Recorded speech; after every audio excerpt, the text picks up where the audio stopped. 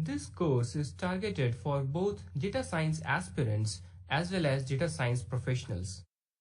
On one hand, this course will help data science aspirants to know everything they need to know to make an elegant entry in the data science world.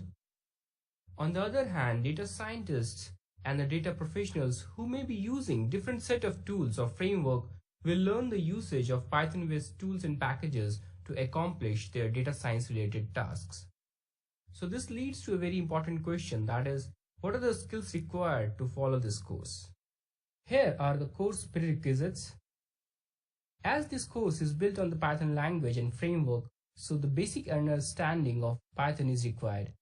You do not have to be a Python guru to follow this course, as we will be using only some basic Python constructs in this course.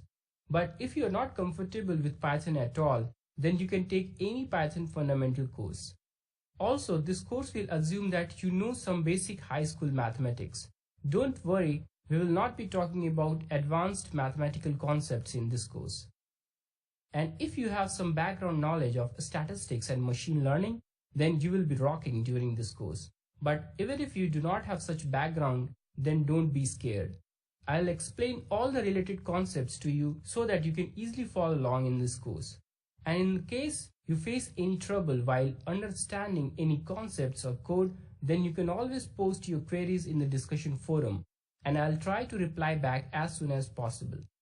So now we have set up our expectations. Let's dive into the data science world and have an overview of the data science project cycle and its components. So as mentioned previously, data science helps us to make a journey from data to valuable insights. But it has several components along the way. Let's examine these components one by one from the bird's eye view perspective. The first piece is the extract phase. We need to get the data first before we do anything with it. Data extraction or data acquisition is the first step towards our data science journey. Data may have to be acquired from one or multiple sources. Once we have extracted the data, the next building block is to organize or pre-process the data, because rarely you will get data in the required format. You may have to perform various data wrangling tasks to clean it and then put it into a right shape. Once we have organized the data, our next step is to analyze and create model. As you can see, we have used a cycle or loop kind of thing here, because it is an iterative step. In the real world setting, you may have to try different models and then analyze them and evaluate them over and over again till it reaches a desired level. Once you have your model and analysis ready, then the next step is to present the results. Results could be in different formats. It could be a report or presentation that you may want to show to your stakeholders. It could be a blog or websites that you want to put it on the web. It could even be an application that has to be deployed in a production environment. But many times it can happen that the key insights you have drawn through all these steps are not good enough, and you may want to further build upon it. Then you may have to repeat this whole cycle again with some new and additional data with different processing or different analysis or modeling techniques or different approaches of presenting the results. So this outer loop is used to represent the iterative nature of the whole data science cycle.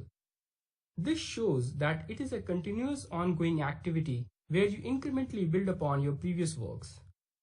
Now the next and very obvious question is that why we have picked up Python for tackling this data science project cycle in this course.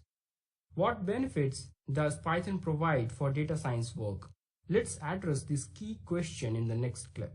So what are the reasons behind Python's rapidly increasing popularity for data science projects? Let's see a few of the key reasons here. First of all, Python as a language itself is fairly easy to learn as its syntax is similar to other common languages. Also, Python code are also easy to read and are quite intuitive in nature.